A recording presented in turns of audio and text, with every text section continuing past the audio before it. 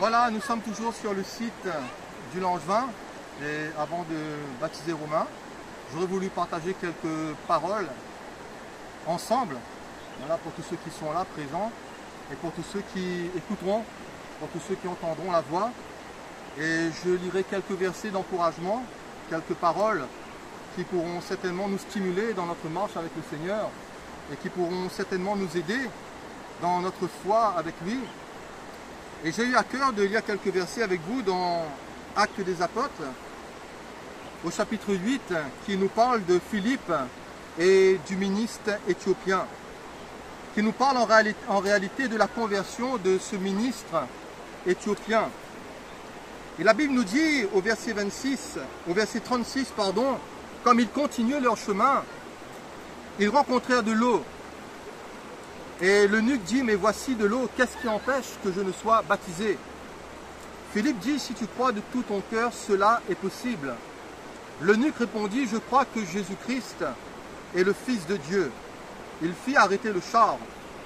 Philippe et l'eunuque descendirent tous deux dans l'eau, et Philippe baptisa l'eunuque. Alléluia! Voilà des paroles qui sont inspirées par le Saint-Esprit, des paroles de vérité. Parce que c'est vrai que nous sommes aussi dans un monde de mensonges. Et la vérité est là aussi pour contrer l'erreur. La vérité de la parole est là pour contrer les pièges, les fausses doctrines, concernant aussi le baptême.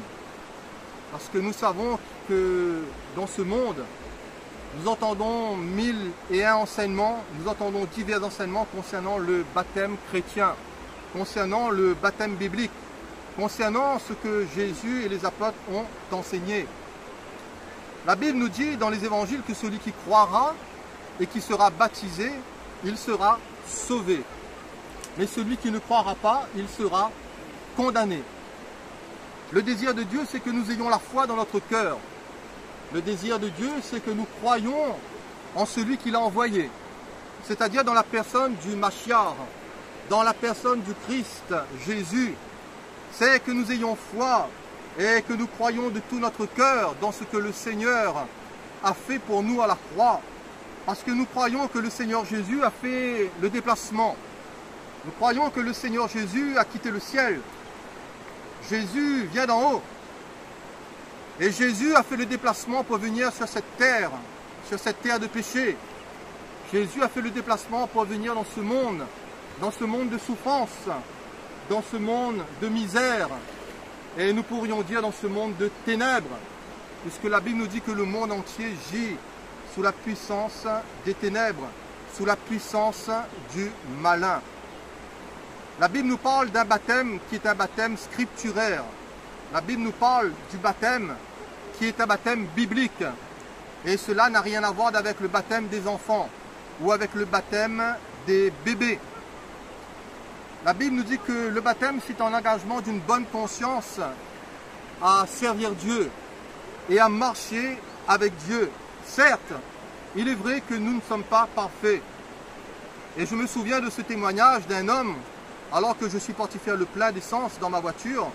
Je suis passé à une station et j'ai discuté avec ce pompiste et je lui ai témoigné de Jésus, je lui ai témoigné du Christ. Je lui ai témoigné du Seigneur Jésus qui est mort en croix pour nos péchés et qui est ressuscité pour nous justifier. Et cet homme a dit, je connais ces choses. Cet homme a dit, je sais ce que Jésus a fait. Beaucoup savent aussi ce que Jésus a fait et ce que Jésus a fait pour eux. Mais en discutant avec cet homme, je lui ai dit, est-ce que tu es baptisé puisque tu connais la Bible? Je lui ai dit, est-ce que tu t'es alliancé avec le Seigneur? Est-ce que tu as pris le temps de t'engager conformément par le baptême d'eau, par la foi, selon ce que le Seigneur demande? Il me dit, je vais dans telle assemblée, je vais dans tel milieu évangélique, mais je ne veux pas me faire baptiser. Ah, je ne veux pas me faire baptiser. Donc voyez-vous, j'étais étonné, j'ai trouvé ça étrange. Je me suis dit, c'est quand même bizarre, quelqu'un qui connaît l'évangile et qui ne veut pas se faire baptiser. Et je lui ai dit tout simplement, mais pourquoi tu ne veux pas te faire baptiser? Et il m'a dit, parce que j'ai encore mauvais caractère. Voilà. Voilà la raison pourquoi il ne voulait pas se faire baptiser. Je lui ai dit que tu risques d'attendre encore longtemps. Parce que voyez-vous, même quand on se fait baptiser, même quand on s'engage avec le Seigneur Jésus, même quand on a la foi dans notre cœur et que nous avons été ensemencés par la parole du Dieu vivant, même quand nous sommes nés d'en haut, quand nous sommes nés de l'Esprit, quand nous sommes nés de Dieu par la puissance de Dieu, et que nous avons été enfantés à cette vie nouvelle, que nous sommes devenus une nouvelle création et que nous sommes devenus une nouvelle créature, voyez-vous, personne ne peut dire qu'il ne pêche plus. La Bible nous exhorte à ne plus pécher. Le commandement de Dieu consiste à ne plus pécher. Mais Dieu sait combien l'homme est fragile. Dieu sait qu'il peut arriver à tout homme, à toute femme de broncher, peut-être à dévier, peut-être à tomber, peut-être à chuter, peut-être à rétrograder, peut-être même à abandonner la course et abandonner le Seigneur. Donc je lui ai dit, n'attends pas que tu sois parfait pour te faire baptiser. Donc le baptême, c'est un engagement d'une bonne conscience à servir Jésus. Et le Seigneur va nous emmener plus loin avec lui. Si nous faisons acte de foi et que nous croyons dans le Seigneur Jésus, au travers de notre marche, si nous faisons confiance au Seigneur Jésus, le Seigneur va nous entraîner plus loin. Et le Seigneur va honorer notre foi. Et je crois que Romain a fait le bon choix. Je crois que Romain a eu raison de se faire baptiser et nous allons le baptiser dans un instant conformément à la parole.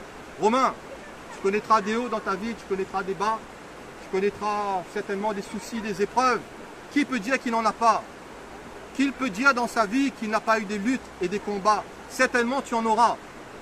Mais la foi que Dieu a mis dans ton cœur, cette foi que tu as, ne l'oublie jamais, garde-la. Parce que la Bible nous dit que c'est par la foi et c'est en croyant que nous sommes sauvés.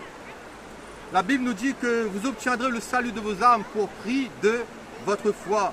N'oublie jamais, Romain, ce que le Seigneur Jésus a fait pour toi. Christ est mort pour tes péchés. Christ n'avait pas de péché, mais il est mort à cause de tes péchés. Il est mort à cause de mes péchés, il est mort à cause de nos péchés. Jésus est sans péché. Jésus est l'immaculée conception, le sans tache, le parfait. C'est le seul, c'est le Seigneur Jésus. N'oublie jamais, Romain, quoi qu'il t'arrive, que tu es sauvé par la foi, que tu es sauvé par la grâce, en croyant dans l'œuvre expiatoire de Jésus, en croyant dans les mérites de Jésus, en croyant dans l'œuvre que le Seigneur Jésus a fait pour toi. Ne l'oublie jamais. Ici, dans notre lecture, il nous est dit, dans la conversion de ce ministre éthiopien, qu'un ange du Seigneur va s'adresser à Philippe, à ce serviteur de Dieu. Et voyez-vous, au verset 26, il y a ici une révélation, un ange du Seigneur qui apparaît. Il y a ici une révélation, Dieu nous parle, tantôt d'une manière, tantôt d'une autre. Dieu peut se servir de qui il veut, mais Dieu se sert particulièrement de sa parole. Dieu se sert de son évangile pour nous parler. Le Dieu que nous servons, c'est un Dieu de révélation. Et Dieu nous révèle dans l'état que nous sommes. Dieu nous montre que nous sommes perdus dans nos péchés. Dieu nous montre que nous sommes assis dans les ténèbres et dans l'ombre de la mort. Dieu nous montre que tout homme est perverti, toute femme. Tous, sans exception, riches, pauvres, noirs, blancs. Quelle que soit notre nationalité, quel que soit notre rang social, que nous soyons cultivés, intelligents, savants, ou que nous soyons ignares, que nous soyons analphabètes, qui que nous soyons, voyez-vous, nous sommes tous esclaves de la loi du péché et de la mort. Mais la bonne nouvelle, c'est que Dieu est un Dieu de révélation. Et dans sa révélation au-delà d'un ange, le Seigneur nous a envoyé le Christ Jésus. Le Seigneur nous a envoyé son Fils bien-aimé. Et il est dit que Dieu a tant aimé le monde qu'il nous a donné son Fils unique, afin que quiconque croit en lui ne périsse point, mais qu'il ait la vie éternelle. Celui qui croit au Fils, il a la vie éternelle. Aujourd'hui, il aura un jour, oui, il sera avec Jésus dans le ciel et dans la gloire, mais il a déjà la vie éternelle. Celui qui a le Fils de Dieu, il a la vie. Celui qui n'a pas le Fils de Dieu, il n'a pas la vie. Mais la Bible nous dit que la colère de Dieu demeure sur lui. C'est de la folie, cher ami. Et vous, internautes qui m'écoutez, c'est de la folie que de mépriser le Christ. C'est une pure folie que de se moquer de lui. C'est une pure folie que de fouler le Christ à ses pieds et de dire à Jésus, je ne veux pas de toi. Laisse-moi vivre ma vie, laisse-moi vivre dans mon péché. Laisse-moi boire l'iniquité comme l'eau. Quelle folie! Mais tourne-toi vers Jésus, cher ami. Le Dieu de la Bible, c'est le Dieu de la révélation. Un ange du Seigneur, s'adressant à Philippe, lui dit, lève-toi et va du côté du midi sur le chemin qui descend de Jérusalem à Gaza, celui qui est désert. Après une révélation, ici, il y a une mission. Lève-toi et pars pars dans ce lieu désert parce qu'il y a une âme qui a besoin de moi. Il y a une âme qui est en détresse. Pourtant, Philippe était dans le réveil en Samarie. Si nous regardons le contexte de Acte 8, il y avait des miracles extraordinaires en Samarie. Il y avait des grands prodiges. Il y avait des choses merveilleuses. Il y avait la foule. Mais voyez-vous, le Seigneur a déplacé son serviteur pour aller vers un lieu désert à la rencontre de cet eunuque éthiopien qui cherchait le Seigneur. Il y a ici une mission, lève-toi, et nous devons nous lever pour Jésus.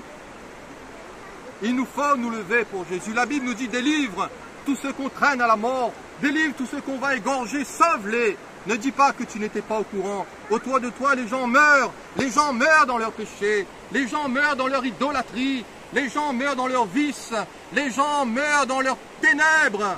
Mais Dieu t'a donné une mission, cher ami.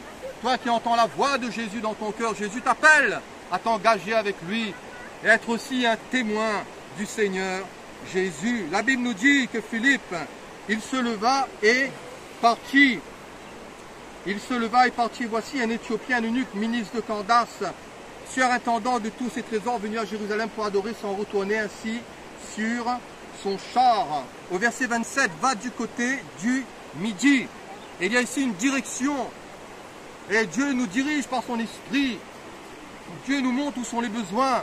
Et le Seigneur ici a dirigé son serviteur vers la bonne personne, à la recherche de la brebis perdue. Et le Seigneur te cherche, cher ami. Dieu veut te sauver. Dieu veut te bénir. Le Saint-Esprit nous dirige là où il le faut. Le Seigneur a dit, je t'instruirai et je te montrerai la voie que tu dois suivre. Je te conseillerai et j'aurai le regard sur toi. Soyons sensibles à la voix du Saint-Esprit. Laissons-nous conduire par le Saint-Esprit. Au verset 27, il se leva et partit. Et voyez-vous, s'il y a une révélation, s'il y a une mission, s'il y a une direction, il y a aussi une soumission. Philippe se leva et partit. Il a obéi, il a collaboré avec Dieu. Il est important de croire dans le Christ. Il est important aussi de soumettre sa volonté, de soumettre de bon cœur sa vie à Christ. Jésus lui-même dira, Père, non pas toutefois ce que je veux à l'heure difficile de la croix, mais dira non pas toutefois ce que je veux, mais ce que tu veux. La Bible nous dit que l'obéissance est préférable à tous les sacrifices. Apprenons aussi à nous soumettre au Saint-Esprit. Il se leva et partit. Verset 29, il nous est dit que l'Esprit dit à Philippe, avance et approche-toi de ce char. L'Esprit dit, l'Esprit parle. L'Esprit c'est une personne. Et au-delà de ce que les autres peuvent penser, en disant que l'Esprit c'est juste une influence, l'Esprit c'est juste un fluide, l'Esprit c'est une personne, et c'est la personne de Dieu. L'Esprit dit avance. Et Philippe a obéi. Voyez-vous, il y a ici une collaboration. Et au-delà de la révélation, de la mission, de la direction, de la soumission, il y a aussi une collaboration. Et il est important de collaborer avec Dieu. Nous sommes ouvriers avec Dieu, nous sommes le champ de Dieu. Cher ami, Dieu veut collaborer avec toi. Romain, Dieu veut collaborer avec toi. Et il veut se servir de toi, il veut consumer ta vie. Si tu t'engages aujourd'hui, c'est pour que tu puisses aussi apprendre à marcher dans l'obéissance de la foi. C'est que tu puisses apprendre à être sensible au Saint-Esprit, là où l'Esprit va te conduire, là où l'Esprit va te diriger. Parce que voyez-vous, l'Esprit peut nous diriger là où il veut. Les hommes peuvent peut-être s'opposer, parce que les pensées des hommes sont les pensées des hommes. Mais les pensées de Dieu sont au-dessus des pensées des hommes. Et cet homme Philippe, voyez-vous, c'était un collaborateur. Soyons des associés avec Dieu dans la foi. Nous croyons que le Père est là. Nous croyons que le Fils est là. Nous croyons que la personne du Saint-Esprit est là. Et nous servons le Dieu vivant et vrai. Nous servons le Dieu tout-puissant. Nous servons le Dieu véritable. Verset 35. Philippe lui annonça la bonne nouvelle de Jésus-Christ à cet eunuque éthiopien. Il y a ici une prédication et une instruction. Philippe lui annonça la bonne nouvelle de Jésus. Nous ne sommes pas là pour parler de nous, mais nous sommes là pour parler du Christ, du royaume de Dieu, du royaume des cieux.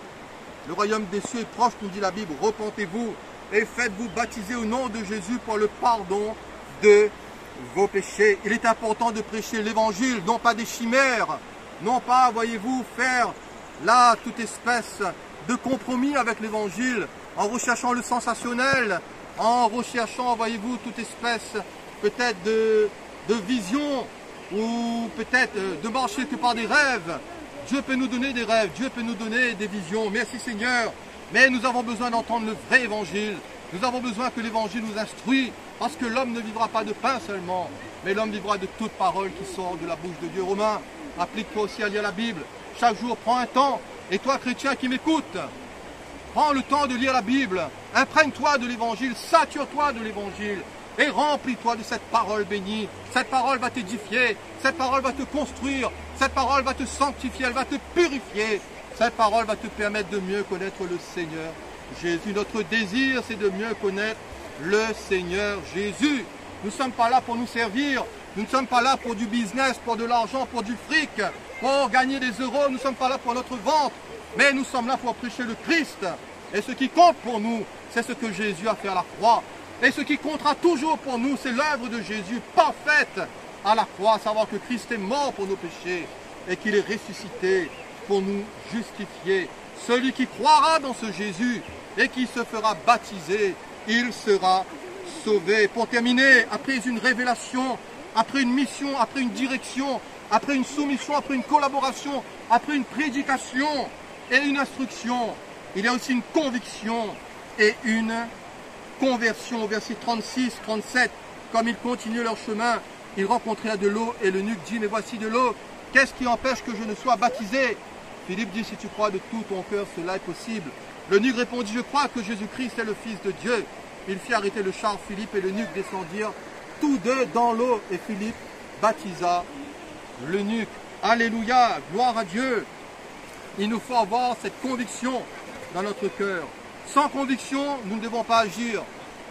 Et Romain a eu cette conviction dans son cœur de s'engager. Son papa ne l'a pas obligé. Sa maman ne l'a jamais obligé. Il est venu voir son papa. Il a dit, papa, je veux me faire baptiser. Parce que je crois que Jésus est mon sauveur. Je crois qu'il est mon rédempteur. Je crois qu'il est mon roi. Je crois qu'il a tout accompli pour moi. Et Romain, tu as fait le bon choix. Le choix de la conversion. Le choix de marcher en nouveauté de vie. Le choix de pratiquer des œuvres dignes de Dieu. Les œuvres de la repentance. Et de connaître le Seigneur. Et d'apprendre à le connaître. Au verset 39, la Bible nous dit que joyeux, il poursuivait sa route. Et il y a ici une bénédiction. Et voyez-vous, dans notre marche, il y a toujours de la joie. Nous sommes joyeux cet après-midi de baptiser Romain. Il y a de la joie de servir le Seigneur, de prêcher l'évangile sur les ondes d'Internet, de donner la Bible, de dire ce que Jésus est. Et il y a de la joie dans notre cœur. Chers amis, que Dieu vous bénisse. Par ces quelques paroles, soyez renouvelés, soyez encouragés dans le nom de Jésus. Merci pour votre écoute. Alléluia.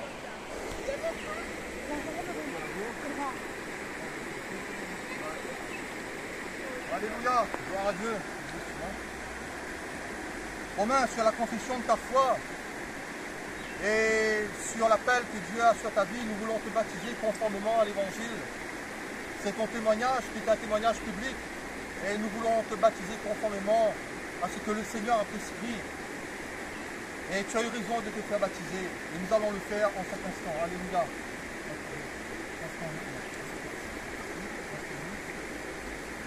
Alléluia. Romain, te baptisons au nom de Jésus-Christ pour le pardon de tes péchés, Romain. Nous te baptisons au nom du Père, nous te baptisons au nom du Fils et nous te baptisons au nom du Saint-Esprit. Tu es sauvé. Amen. Voilà, gloire à Dieu. Merci Seigneur. Merci Seigneur.